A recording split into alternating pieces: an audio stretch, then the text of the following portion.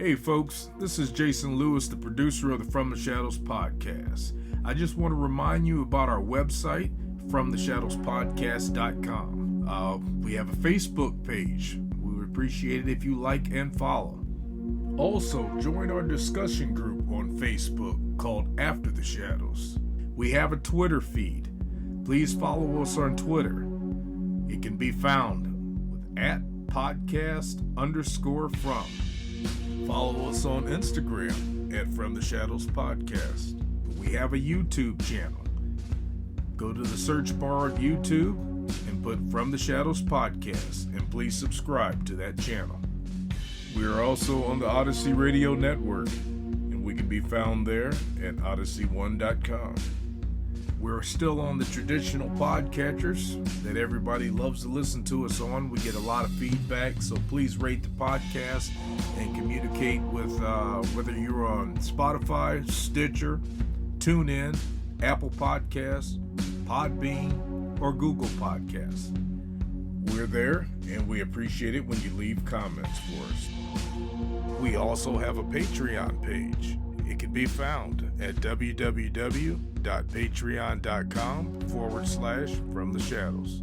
You can receive books, stickers, coffee mugs, and special content just for our Patreon subscribers. Check it out for yourself and see what packages that we have to offer.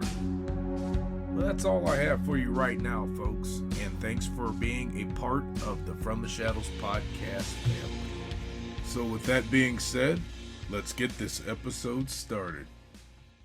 So as we get together here today to do this episode of the Ozark Howler, I want to give a shout out, Howler, to one of your international fans. Another one, huh? Another one. They keep. We got a message on our From the Shadows podcast Facebook page from Darren Wheatley, and he is I call him a truck driver because I don't know the correct European lingo like you guys do. But he said he loves the Howler stories, get him through his long trips across England there on the highway. So how do you feel about that? How do you feel about the international acclaim that you're receiving? Well, first thing, I feel bad for him. If this is what it takes for him to get through the day, he must be down. Must be at rock bottom. He seems like a stand-up. He seems like a pretty stand-up guy. I don't know. I hope he's not drinking too much. I hope he's not drinking too much while he's driving that truck. What part of England did he say he's from? Do you know? I looked it up just so I could. It is. Hold on here. This makes for great podcasting when I have to. You just got to look it up, or you just don't remember. No, I'm gonna look it up quick, just because I don't want to. I don't want to be wrong, because when you have true fans, you want to treat them right. And while he's looking that up, though, I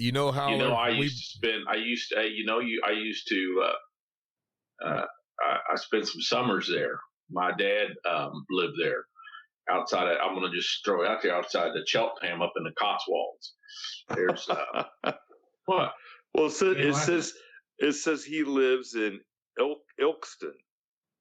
Am I pronouncing that right? Give me a county or something. Anyway. Oh, a county. That's okay. It doesn't matter. I barely know a county. Quit looking it up.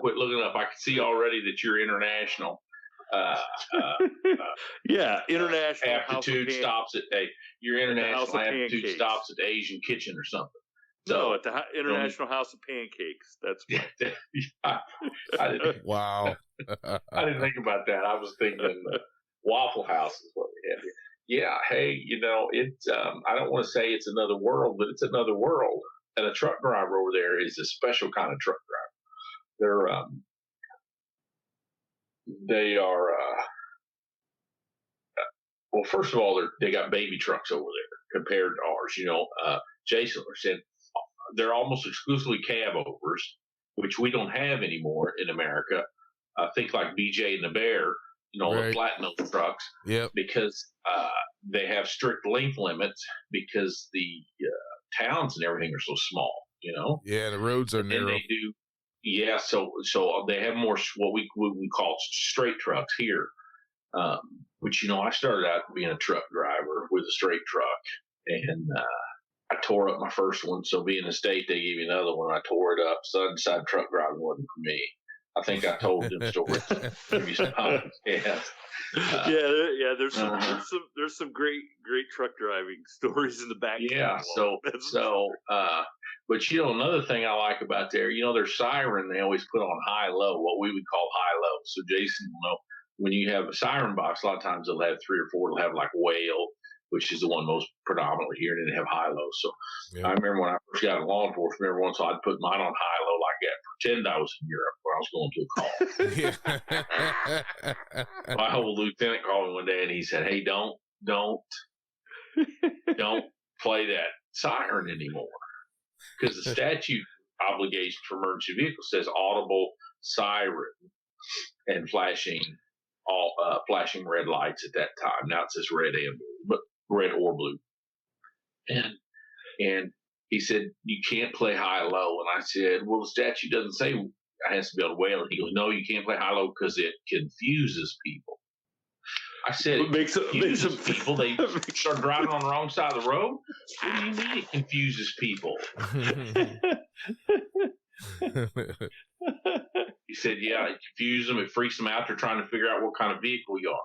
I said, "I'm an emergency vehicle." "No, they're trying to figure out what you just don't do it anymore." I said, "Well, by God, because I'm the lieutenant and you're not, so don't play it." Yeah. I remember.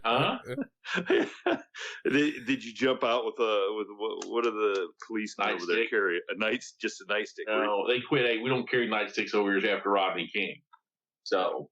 Oh boy. No, it's true. I know. I mean, look at that.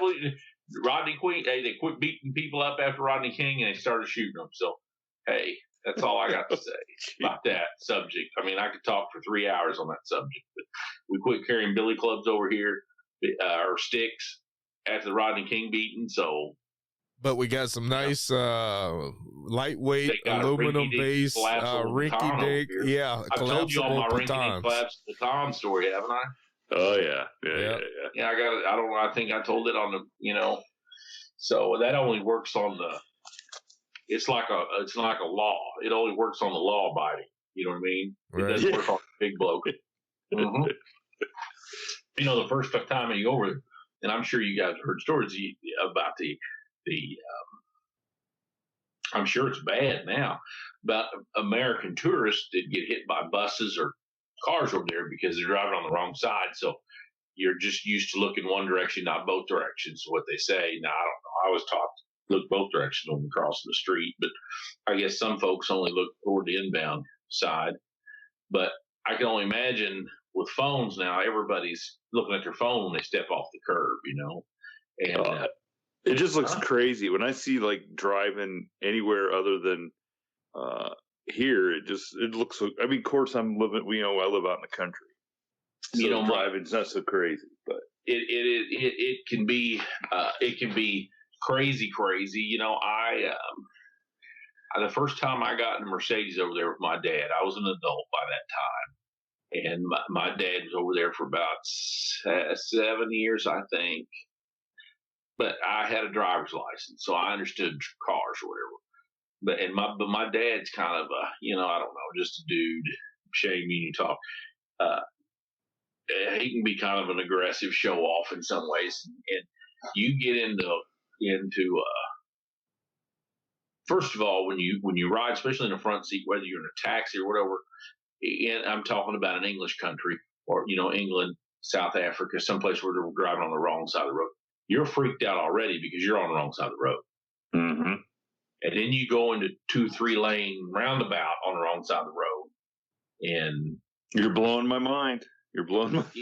It's very worrisome at first. And then you got dudes, you think every motorcycle's Evel Knievel because they're all over the place. You know what I mean? You know how motorcyclists drive here. They drive just as bad over there on half the bike, because they got like 250cc bikes, a lot smaller bikes than we have here. Roads are a lot smaller. Right. And anyway, yeah, I just, you know how when you're in the passenger side, like you're riding with your wife or whatever, and she's driving, every once in a while you want to hit the brake because you instantly your foot moves over the brake pedal that ain't there because you ain't driving. You know what I'm talking about? Mm-hmm. Yeah. Yeah, you're doing that. And finally, you just got to, it's like a roller coaster that you're about to get sick on or something. You just got to close your eyes. Or being at the dentist, you just got to close your eyes and hope for the best.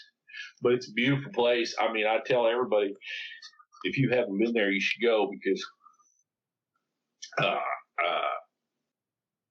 you know, after you spend some time, obviously in London is you know, been a city for 1,500 years. You know, the Romans were there. You can go downtown and you can see a Roman roads they have excavated and stuff. You can go. I mean, I could do 10 hours on all the cool stuff there is there.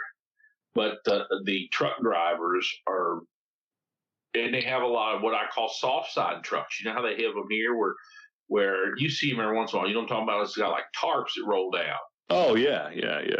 So they have all these soft side trucks because I guess they pull up and deliver out the side of them. Because of the room or just maneuvering in it? No, I don't know. I think it allows them to just pull up. And like if you're pulling up to a warehouse and they just roll the side up.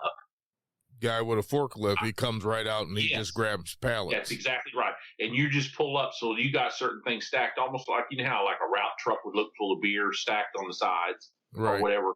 I think they have it compartmentalized like that. So if you're on the right side, your delivery might be right side slot 4 or slot 5, and you know how far to pull your truck up to that door. And they just like Jason said, they come out with a forklift and they just take it right out of the side, just like that. So, you know, I mean, it's pretty smart when you think about it, right? Yeah, pretty efficient when you don't have room for a docking area, and you know, kind of works out. That's right. You know, I got a screensaver on my big PC that's my oldest boy outside of Blenheim Palace. And if you guys have never been to Blenheim Palace or looked it up, it was the birthplace of Winston Churchill. I've walked through the bedroom that Winston Churchill was born in. It's, I mean, you can walk through it. It's a museum, you know, that part of the house. And it's very hard. I mean, I guess you could go out east. You just don't find palaces that were given. I mean, he was the Duke of Marlborough and he beat Napoleon, I think, at Waterloo in 1804 or something like that. I don't remember. He beat the French in battle, so they gave him this big estate and they built this house. And when I say this house, it's probably only 3, maybe 4 stories at the top, but it's, I don't know, 180,000 square feet, maybe. Oh, God. Yeah. I mean, that's as big as our town. They just don't build estates like that here in the States. You know what I mean? I mean, you can go to Hollywood and look at all the Tom Brady houses you want, but I'm telling you, you could take Tom Brady's place or Mark Wahlberg's place and put it in the parade ground of this place. You know what I mean? So, I mean, it's one thing to win 5 or 6 Super Bowls, but you go conquer a continent and it really pays off. You know, it's weird. So I'm walking around this place and these guys are trimming these hedges. When I say hedges, the garden around this place is it's just words can't describe it. Right. Yeah. And they have these tiered, I guess it's marble. There's combinations of marble and limestone and the building itself is limestone. And these dudes are hand trimming, 50 acres of flowers and grass. And I'm not making that up because I think the whole thing's 1,700 acres, I think, the whole grounds. So anyway, it's so flat and so smooth. My oldest boy walks right off of essentially a limestone paved, like terrace or something. Like terrace. Right into a shrub and falls, goes right down into the shrub. They've got it trimmed so smooth and flat. He just thinks it keeps going, So there's a dude, he's smoking a cigarette and he's got like a pair of lawn scissors. Yeah. Like it'd be a pair of lawn scissors, but it's on an extended handle with like a grip thing on it. So he's standing up and trimming, and I've never seen one before, but so he, it's got about a 3.5, 4 foot handle, so he can stand up but it's trimming right along this edge. We would take a weed eater, that edger, that turns and walk down it. Mm-hmm. He's cutting it with this pair of scissors. And finally, I got to ask him, I said, hey, man, don't y'all have a weed? Because these people are cutting everything by hand, literally by hand. Even up close to the house, they have that thing like my grandma had that we used to play with. That was like a lawnmower that was wheel powered. It was just like a bunch of big blades on a roller, right? In a circle. Yeah, and that's the way. Yeah, that's the way they're taking care of this place that's gigantic. And he says, yeah, they want it to. I don't remember how they want it to look like it would have looked back 100 years ago if you showed up, in 1919 or whatever, and what it would look like. So they just keep all these people employed to walk around and cut the grass. And I'm looking up here on my phone to just see how big this thing is. It's just the craziest because in America we'd buy a bunch of steel weed eaters and fire about half of them and pay the other half twice as what we paid the first half. You know what I mean? It would be a whole different thing in America, but these cats are just walking around trimming grass. So, and it was what he told me. And by the time they get to one end, it takes like a week and a half for them to go. They start on one side of this palace and get to the other side. So by the time they get to the other side, it's time to walk back around and start over. Isn't that what's called job security? Well, you're the guy with yes. I would say some stuff like that, but yeah, absolutely. It's 28,000 square meters. Oh my goodness, that's huge. So, however big, so it's 7 acres. The footprint is 7 acres of the palace, and they're just of the palace itself, just of the house. Well, okay. So let me ask you this: would you rather be the guy out hand trimming the yard, or the guy in the house with the dust rag? Hey, you know what I'm saying? The dude that owns it still lives in there. Does he really? Holy moly. That's good. Yeah, only like a third of it is 2/3 of it's and I don't understand what they call the National Trust and these foundations over there. They've got some they take a lot of their old stuff and they have I don't know how it's called. It's called the National Trust, and essentially what they do is they let half of it or 2/3 of it or 3/4 of it, whatever, be used as a museum, and obviously that brings in some kind of a revenue, and they still live at the other half, or the remaining portion. Probably keeps you from having to pay taxes or something I don't think. Obviously the taxes are a big thing over there, but maintenance. Yeah. On these places are just, a normal, even if you inherited it, or whatever, the cost is just so enormous to the upkeep for Yeah. So it's I don't know, it's kind of neat, man, and the place is scattered with every high spot's got a church, and every wide spot in the road's got something to stop and look at. You know what I mean? You can't drive 5-6 miles without. If you're a history guy or you got any curiosity at all, you can't drive 5-10 miles without stopping and looking at some cool stuff. But they've been jacking around over there for 1,800 years. Yeah, that is. See, now because of Darren, you and Darren have sold me on going to Europe.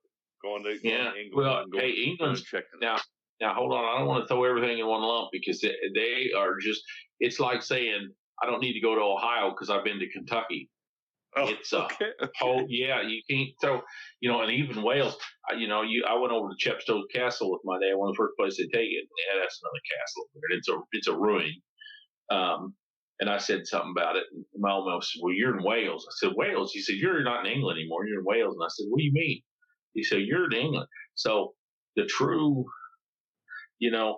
my son competed at the national level at the National Geography Bee, and the teacher, when he was talking to these, giving them the rules and stuff, and he says this thing. He said, "The United Kingdom is one country, but it's made up of provinces." And he says Ireland, Wales, and Scotland, and England. He gives that thing, and I'm like, dude, that's totally wrong because those places are their own.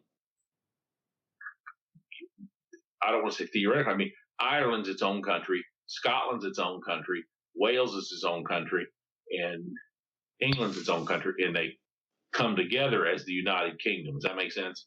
Yeah. The only equivalent we'd have is imagine if they had 4 Texas,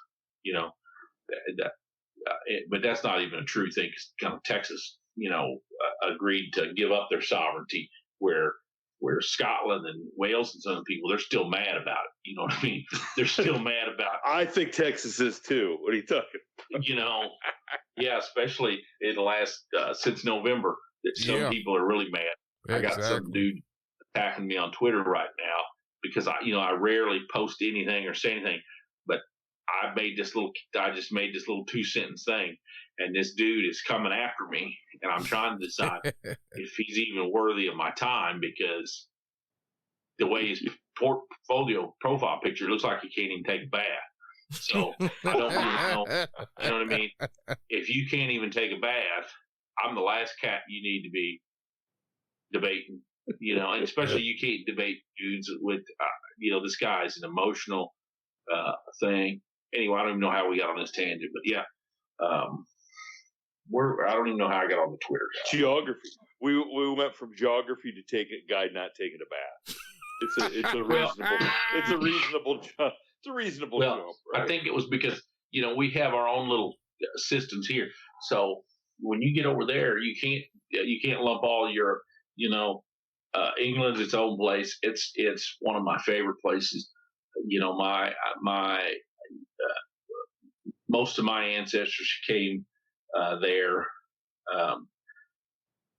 Eventually, they lived in France until about 1066 when they decided they wanted to go to Europe or go to England. And then once they got tired of England, they moved out here through Virginia and in West Virginia, what is now West Virginia, and Kentucky. So when I go there, my grandma's maiden name was Fletcher, and her mom's maiden name was Cook. That doesn't mean anything to hear, but to English people, one of the great generals in World War II.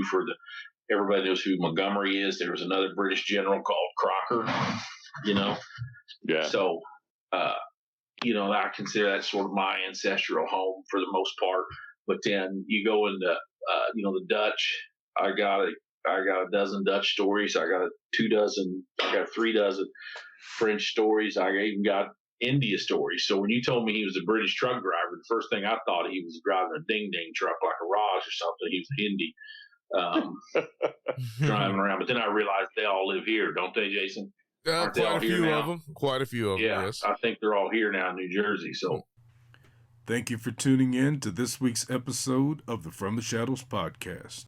Until next time, never shy away from the darkness or what may be lurking in the shadows. We are out.